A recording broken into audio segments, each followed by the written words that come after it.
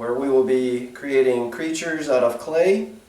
In this class we're going to take you through the steps of taking a bag of clay and hand building using slab techniques to make a large dragon. And we will also make a functional jar with out of a troll. His head comes off and you can store candy or cookies or whatever you'd like in there.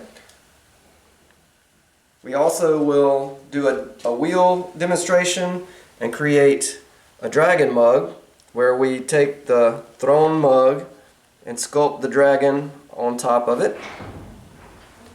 And we also will go over some glazing techniques, taking a piece that has been bisque fired.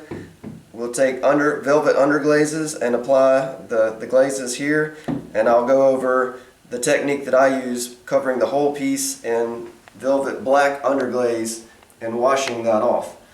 In addition, we will have another dragon, large dragon, very similar, that has already been bisque fired, and we'll take you through the process of painting it with acrylic and also putting a sealer on it to finish it and make it watertight.